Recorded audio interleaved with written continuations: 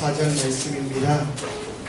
우리가 지난주처럼 우리 어린아이들이 우리 초등학생들까지가 그 다음에 1절 그리고 청년들까지 중고등부 청년들이 2절 그리고 어른들이 3절 이렇게 돌아가면서 서로 돌아가면서 읽고요. 마지막 2절은 함께 읽도록 하겠습니다. 우리 먼저 유치부부터 유치부랑 유초등부 아이들 먼저 읽겠습니다. 시작.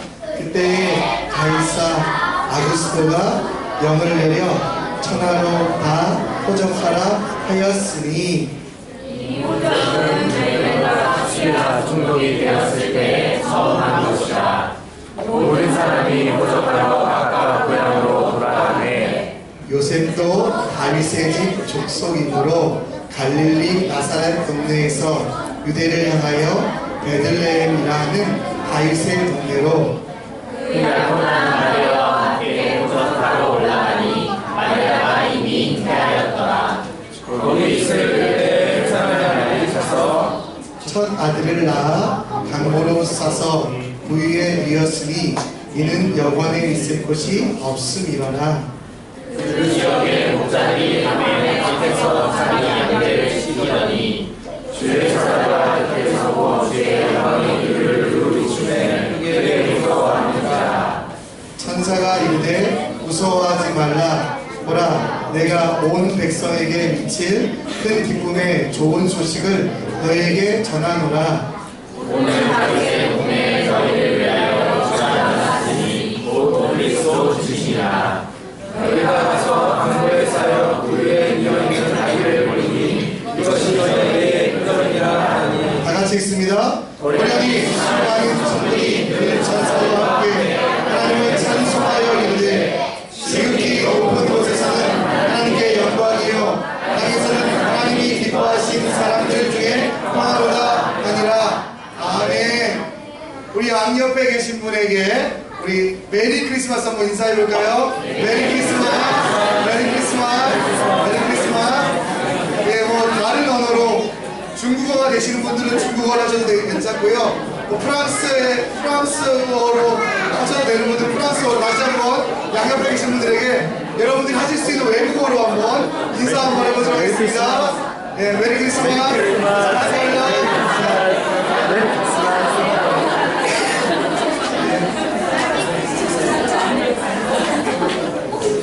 여러분, 우리가 기쁜 성탄을 맞이하였습니다. 우리는 이렇게 성탄을 기뻐하는데 성탄을 기뻐하지 않는 사람도 있어요. 여러분, 제가 지난주에 뉴스 한 가지를 봤는데 뉴스 내용을 좀 같이 한번 보고 우리 북한에서 이제 성경을 막고 있는데 그 내용을 좀 보고 말씀을 좀 진행하도록 하겠습니다.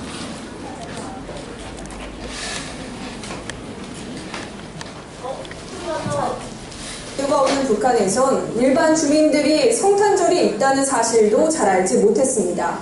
하지만 최근에는 일반 주민뿐 아니라 군부대 내에서도 기독교와 성경이 전파되고 있다고 합니다. 김남성 기자의 단독 보도입니다. TV조선이 입수한 북한 남포시 인근 235 군부대 내부 문건입니다.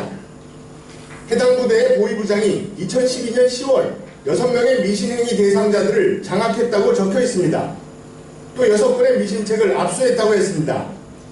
이 보위부장의 개인 당 생활 자료를 보면 성경책 6권을 장악 보고했다는 표현이 나옵니다.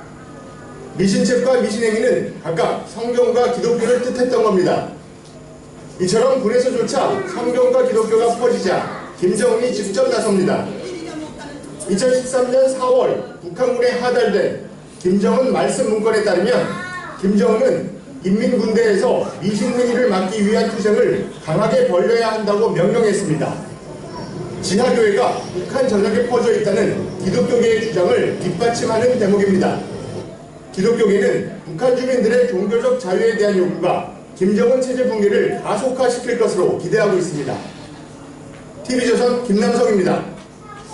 어떤 사람들은 성탄을 우리처럼 기다리고 있지만 어떤 사람들은 성탄이 오는 게 예수님이 이 땅에 오시는 게 너무도 두려워서 저렇게 막고 있는 사람도 있어요. 중간에 나온 거 저 아닙니다. 김정은입니다, 여러분. 근데 여러분에게는 성탄의 의미가 무슨 의미가 있으세요?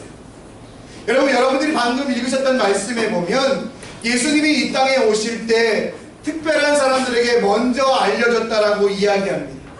예수님이 이 땅에 오실 때 헤롯이라는 사람은 예수님이 오시면 자기 왕권을 뺏길까봐, 자기가 왕에서 쫓겨날까봐 예수님뿐만 아니라 예수님과 나이가 비슷한 모든 사람을 죽이려고 했던 사람이 있었습니다.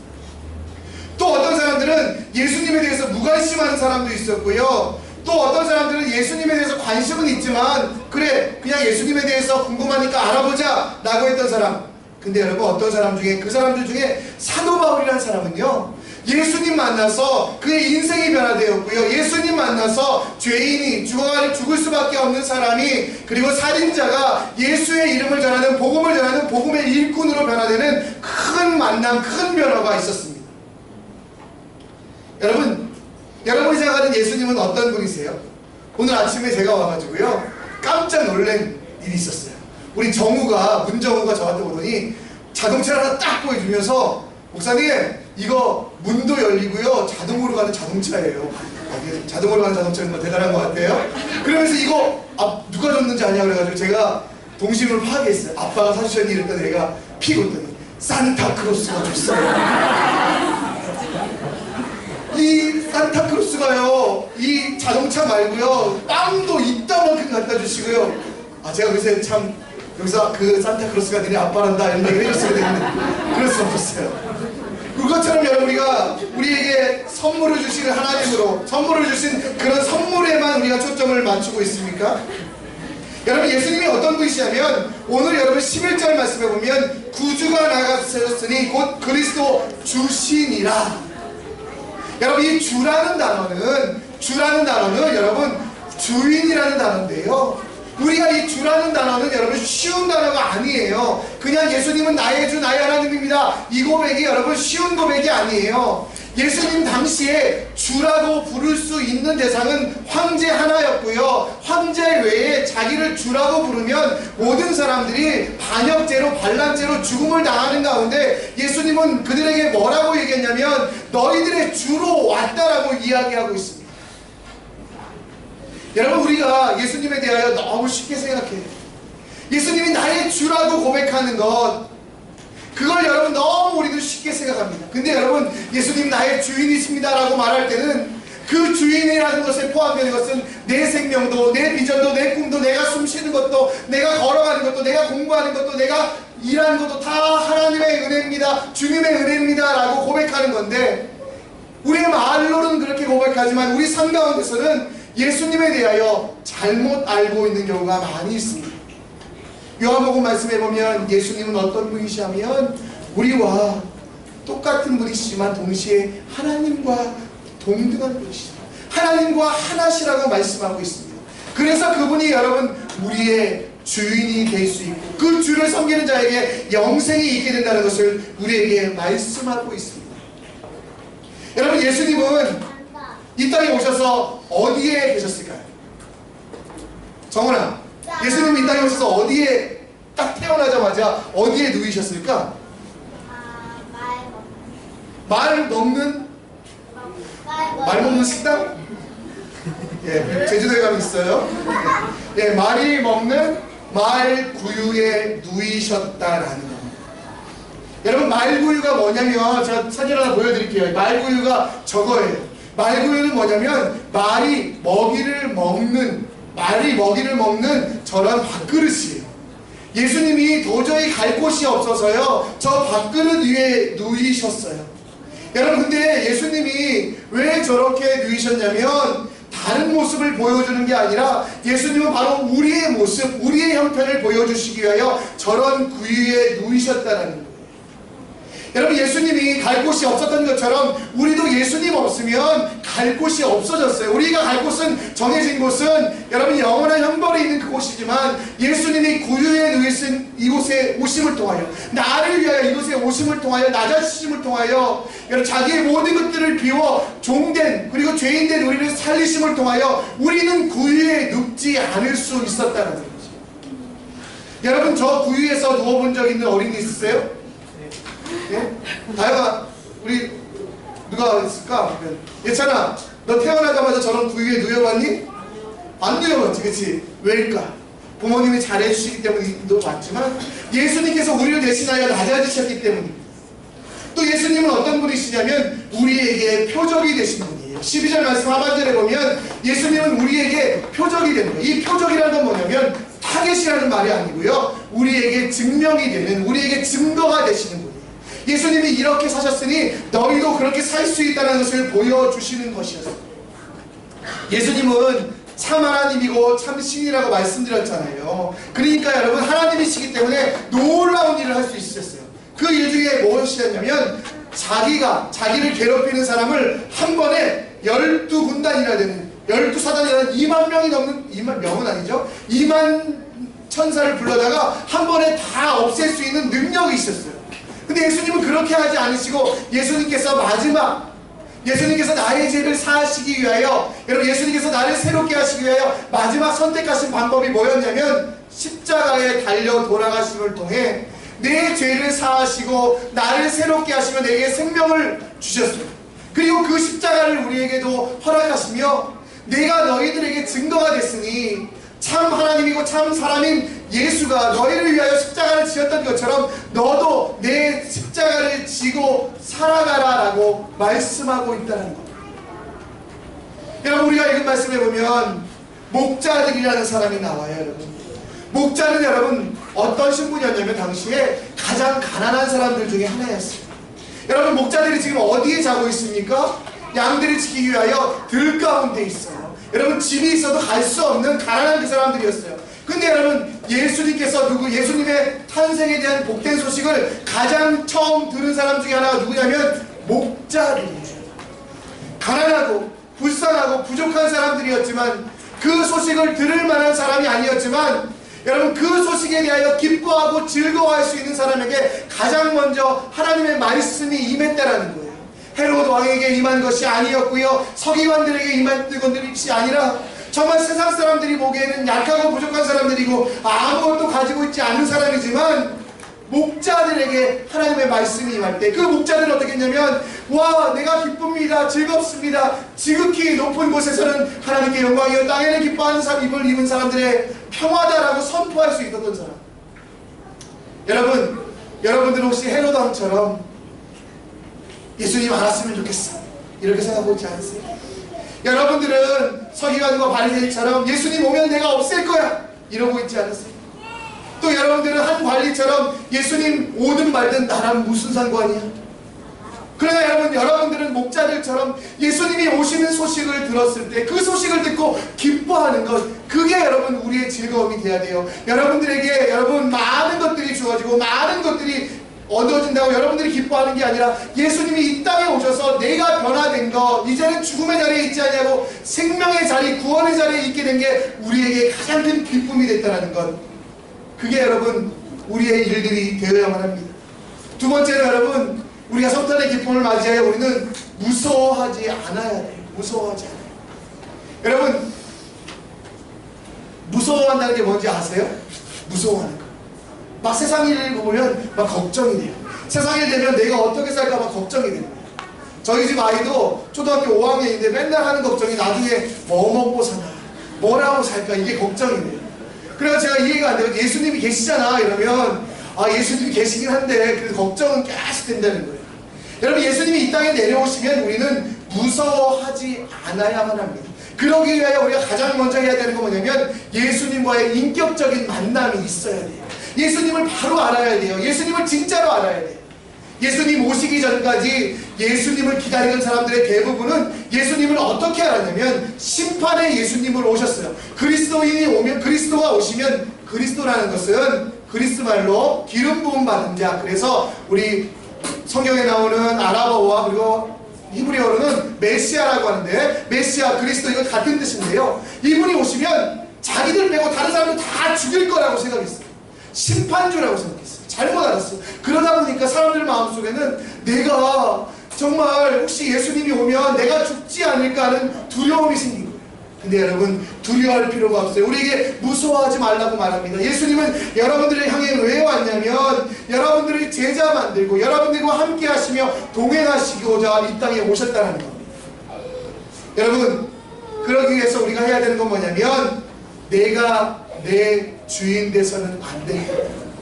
내 인생에 내가 주인 되는 게 아니라 하나님께 내 모든 것들을 맡기는 제자가 될 때 우리는 두려워하지 않을 수 있다라는 거죠. 나는 할 수 없고 나는 부족하지만 하나님께서 하실 수 있다는 것을 아는 게 우리의 진짜 능력이 될 때 우리는 두려워하지 않을 수 있습니다. 그리고 여러분, 우리에게 주님이 주시는 말씀 중에 하나는 뭐냐면 13절 말씀에 보면 찬송하라고 말씀하고 있습니다. 여러분, 우리의 입술을 통해, 우리가 성탄절을 통해 여러분들이 뭘 해야 되냐면 하나님의 이름을 높여야만 합니다. 찬송이라는 건 어려운 게 아니거든요. 찬송이라는 건 힘든 게 아니고요. 하나님, 나 같은 죄인을 위하여 이 땅에 오심을 감사합니다도 찬송이고요. 우리 주 하나님께서 지으신 온 우주를 바라보며 이곳에 주인 되신 하나님을 찬양합니다. 이게 찬송이고요. 하나님 영광 받아주세요. 이게 찬송인데요. 여러분, 이렇게 찬송하는 삶으로 우리는 변화되어야만 한다는 거죠. 이사야라는 사람이 있었어요. 이사야라는 선지자는 하나님에 대해서 알기는 않았지만 잘 몰랐어요. 그래서 여러분, 그의 입술에서는 어떤 말이 나왔냐면 화로다 나는 망하게 되었도다. 그렇죠? 우리 어린 학생들, 중고등학생들 여러분 시험 못 보면 어떻게 해요? 나 집에 가서 죽었다. 막 이런 말 하죠. 그렇죠? 안 하나요? 이제 시험에 대해서 자유롭고 있어요. 그렇죠? 여러분, 그렇게 말하는 것, 그 부정한 입술로 말하고 부정한 말하는 게 우리의 일이 아닙니다. 오늘 주님이 여러분 입술에서 찬송의 입을 주셨어요. 여러분, 예수님이 이 땅에 오심을 통해 우리에게는 찬송의 역할을 주셨습니다. 우리는 여러분 여호와의 신을 만나서 이제는 죽게 된 존재, 부정한 일을 말하는 존재, 불평하는 존재가 아니라 찬송해야 되는 존재로 변화되었다라고 말씀하고 있습니다. 여러분, 예수님을 기다리신다면 우리는 목자들처럼 예수님을 받아들여야 돼요. 여러분, 목자들처럼 예수님을 무서워하는 것이 아니라 예수님 앞에 나아가서 예수님과 함께 살아가야 됩니다. 그리고 예수님의 이름을, 하나님의 이름을 높이는 게 바로 우리의 일이 되어야만 한다는 것입니다. 사도 바울이라는 사람, 아까 말씀드렸잖아요. 다른 사람들은 예수님 만나면 도망갔고 예수님 만나면 부정했고 예수님이 없다고 말했던 그 사람들, 그러나 사도 바울은 그 예수님을 만난 그 순간부터 그의 인생이 변화되었어요. 그의 변화된 인생을 정리한 게 갈라디아서 2장 말씀인데요. 그 말씀이 뭡니까? 이제는 내가 사는 것이 아니라 내가 그리스도와 함께 십자가에 못 박혔다. 이제는 내가 사는 것이 아니라 육체 가운데 사는 것이 아니라 나를 사랑하사 나를 위하여 자기 자신을 버리신 하나님의 아들을 믿는 믿음 안에서 살 것이라고 말하는 것. 그래서 이제는 내가 내 행동으로 살아가는 게 아니라 내 신분으로 살아가는 게 아니라 내 수준으로 살아가는 것이 아니라 내 모든 것들이 변화돼서 예수님의 자녀로 살아가겠다고 고백하는 게 바로 여러분 사도 바울의 고백이었는데, 이 성탄절에 여러분도 이런 고백을 하셨으면 좋겠습니다. 지금까지는 내가 내 마음대로 살았지만 이제는 내 모든 것들이 변하여 주님을 사랑하기 원합니다.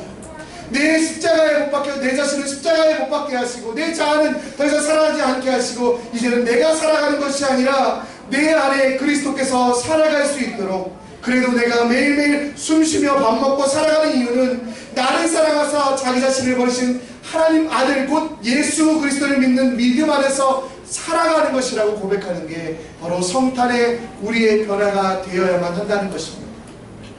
여러분, 성탄의 주인은 예수님이죠. 근데 여러분, 12월 25일만의 주인이 예수님이 아니라 여러분 우리의 모든 순간들, 모든 날들, 1월 1일부터 12월 31일까지 주인은 바로 예수님이십니다. 우리 인생에서 여러분 다른 것을 놓치면 여러분 다시 얻을 수 있어요. 건강을 놓치면 회복할 수 있고, 물질을 놓치면 여러분 우리가 언젠가는 그 물질을 찾을 수 있습니다. 그러나 우리가 놓칠 수 없는 건 하나가 뭐냐면 예수님이 내 주인 되었다는 것. 그래서 내 인생 가운데는 두려움이 없고 기쁨이 넘칠 수 있다는 것, 하나님의 영광으로 새롭게 될 수 있다는 것, 이것을 아는 게 우리에게 진짜 능력이 됨을 기억하시는 여러분들 되시기를 간절히 축원합니다. 마지막으로 영상 한 편 보고 우리 세례식을 진행하도록 하겠습니다.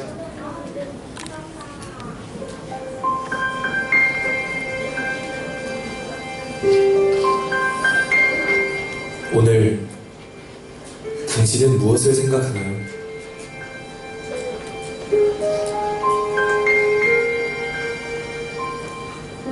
산타, 연인끼리 주고받는 선물, 친구들과 즐기는 파티. 그러나 당신은 이 이름을 기억하고 있나요?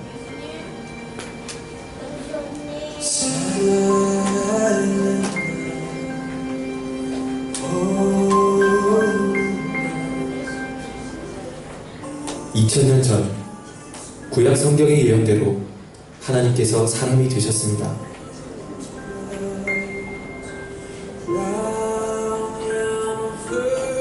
그리고 구약 성경의 수백 가지 예언을 일생 동안 모두 이루셨습니다.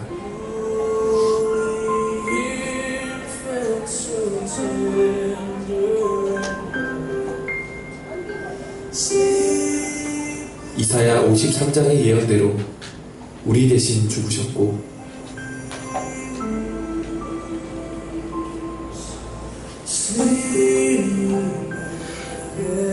예언대로 부활하셨습니다.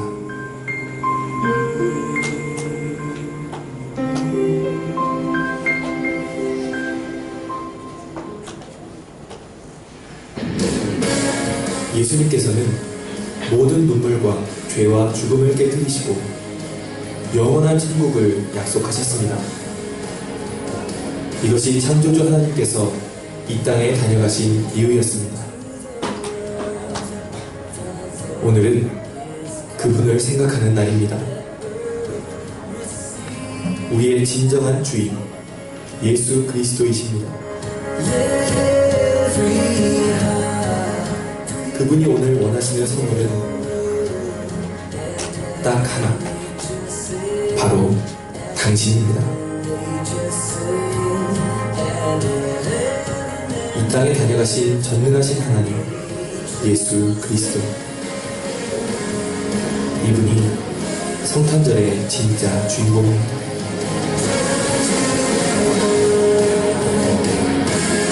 성탄절뿐만 아니라 나의 인생의 주인이신 그분의 이름을 찬양하며 찬송가 122장 찬반가운 성도여 찬양하며 나아가겠습니다.